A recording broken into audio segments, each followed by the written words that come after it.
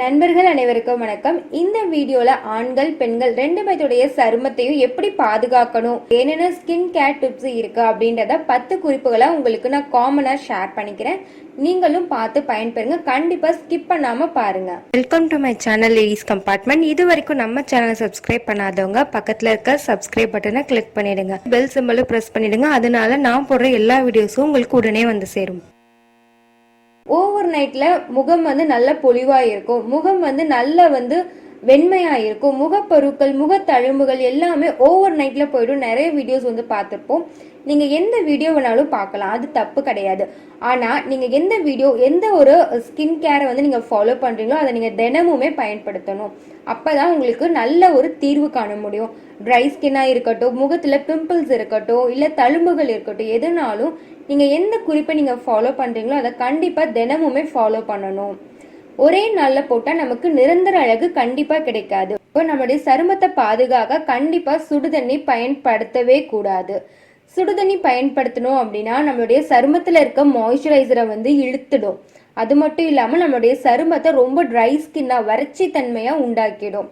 அதனால சுடுதண்ணியை பயன்படுத்தவே படுத்தாதீங்க. அது முகத்தை நிறைய பேர், அதுவும் இளம் வயதுல யங்ஸ்டர்ஸ் பாத்தீங்க அப்படின்னா அடிக்கடி ஃபேஸ் வாஷ் பண்ற பழக்கம் இருந்துட்டே இருக்கும்.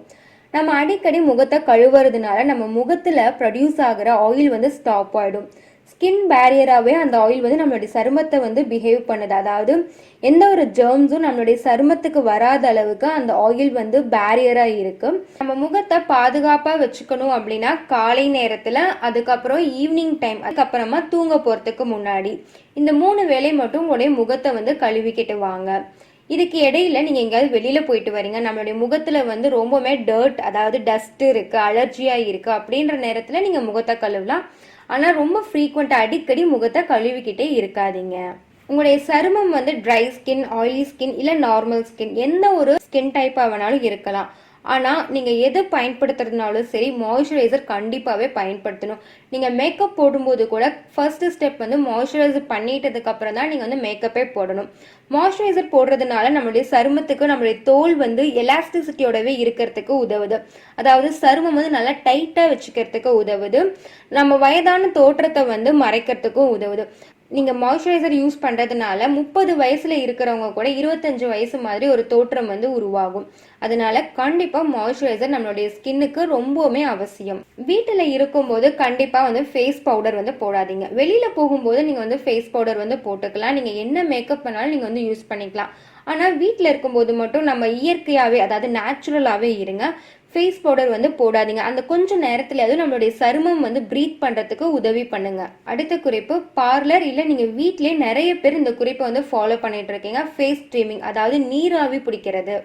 நீராவி நீங்க அடிக்கடி பிடிச்சிட்டு வரீங்க அப்படின்னா உங்களுடைய சருமத்தை ரொம்பவுமே ட்ரை ஆக்கிடும். சுருக்கங்கள் ஏற்பட்டு ரொம்ப வயதான தோற்றத்தை காமிக்கும். அது மட்டும் இல்லாம ரொம்பவுமே தொங்கி போயிடும்.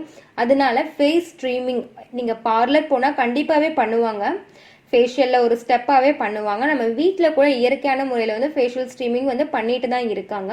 இது நீங்க 2 months ஒன்ஸ் நீங்க யூஸ் பண்ணாலே போதும். அடிக்கடி நீங்க கண்டிப்பா யூஸ் பண்ணாதீங்க. நம்ம சருமத்தை ரொம்ப ட்ரை ஆக்கிடும். முகப்பரு வந்துட்டா உடனே கிள்ளிடாதீங்க.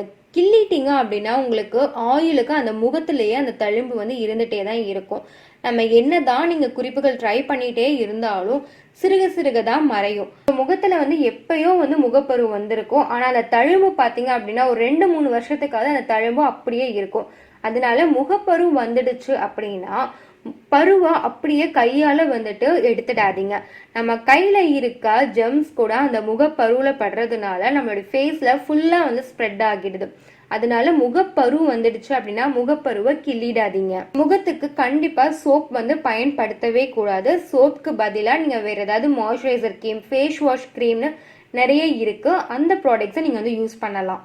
நீங்க என்ன ஃபேஸ் பேக் போட்டாலும் உங்களுடைய ஃபேஸ்க்கு நீங்க அப்ளை பண்ணும்போது அப்வர்ட் டைரக்ஷன்ல தான் அப்ளை பண்ணணும்.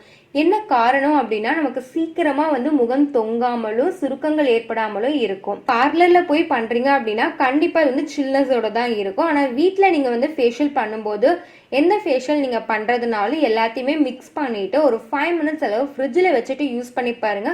சூப்பரான ரிசல்ட் கிடைக்கும்.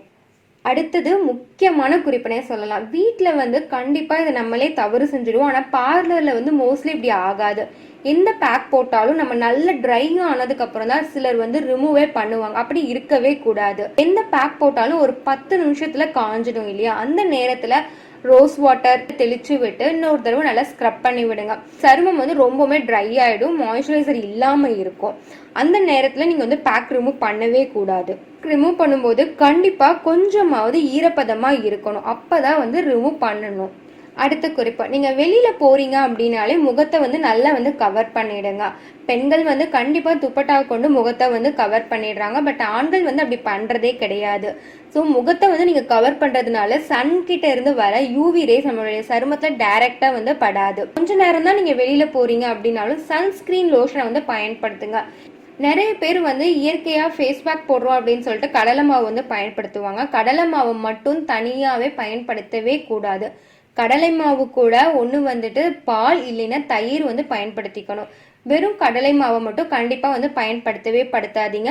ஏன்னா நம்மளுடைய ஸ்கின்ல இருக்க ஆயில் எல்லாத்தையுமே அப்சர்வ் பண்ணிடுது இந்த கடலை மாவு. ஸோ நீங்கள் பால் இல்லைன்னா தயிர் வந்து நீங்கள் மிக்ஸ் பண்ணிக்கும் போது நல்லா வந்து பேலன்ஸ் ஆகிடுது. நீங்கள் அப்போ வந்து கடலை மாவு வந்து யூஸ் பண்ணிக்கலாம். பட் டைரெக்டாக வந்து கடலை மாவு மட்டும் நம்மளுடைய சருமத்துக்கு பயன்படுத்தவே கூடாது. நம்ம என்னதான் வந்துட்டு தினமும் நிறைய குறிப்புகள் பயன்படுத்தினாலும் நம்மளுடைய முகம் வந்து பொலிவிழந்து காணப்படுது, நம்ம முகத்துல வந்து முகப்பரு இருக்கு அப்படின்னு ரொம்பவுமே கவலைப்படுறீங்க அப்படின்னா, நம்ம இது எல்லாமே வந்து இன்டர்னல் பியூட்டிக்காக நம்ம பண்ணல, எக்ஸ்டர்னல் பியூட்டிக்காக தான், அதாவது வெளிப்புற தோற்றத்துக்கு தான் நம்ம வந்து பயன்படுத்தியிருக்கோம். நம்மளுடைய உடல் வந்து நல்லா இருந்தாதான் நம்மளுடைய சருமமும் வெளியில பார்க்கறதுக்கு ரொம்பவுமே அழகா இருக்கும். அதுக்கு நம்ம என்ன பண்ணணும் அப்படின்னா, நம்மளுடைய டாக்ஸின்ஸ் இல்லாம இருக்கணும், அதில் வந்து அழுக்குகளை வந்து சேர்த்திக்காம இருக்கணும். அதுக்கு கண்டிப்பா தினமும் 3 லிட்டர் தண்ணி வந்து குடிச்சிட்டு வர்றது ரொம்பவுமே அவசியம். அடுத்த குறிப்பு, நம்ம லோ பட்ஜெட்ல நிறைய ப்ராடக்ட்ஸ் வந்து பார்க்க முடியுது. அதாவது யூக்கலிப்டஸ், பாதாம் oil, almond oil, olive oil, அது எல்லாமே ரொம்ப கம்மியான விலையில வந்து கிடைக்குது. கண்டிப்பா கம்மியான விலையில வாங்கி பயன்படுத்தாதீங்க. அது கண்டிப்பா கெமிக்கல் ப்ராடக்ட்ஸாக தான் இருக்கும். நீங்க யூஸ் பண்ணும்போதே உங்களுக்கே தெரிஞ்சுக்கலாம். கெமிக்கல் ப்ராடக்ட்ஸ் நீங்க போடுறீங்க அப்படின்னா நம்மளுடைய சருமத்துல ஒரு விதமான எரிச்சல் வந்து உண்டாகும். லோ பட்ஜெட் ப்ராடக்ட்ஸ் வந்துட்டு நீங்க யூஸ் பண்ணாதீங்க. ஆண்கள் பெண்கள் 2 பேத்துக்குமே சரும பாதுகாப்புக்கான குறிப்புகள் தான் சொல்லியிருக்கேன். இது 2 பேத்துக்குமே பொதுவான குறிப்புகள் தான். இந்த குறிப்புகள் உங்களுக்கு பயனுள்ளதா இருக்கும்னு நினைக்கிறேன். இந்த வீடியோ உங்களுக்கு ரொம்பவுமே யூஸ்ஃபுல்லா இருக்கும்னு நினைக்கிறேன். மறக்காம நம்ம சேனல் லேடிஸ் கம்பார்ட்மெண்ட்டை சப்ஸ்கிரைப் பண்ணிடுங்க.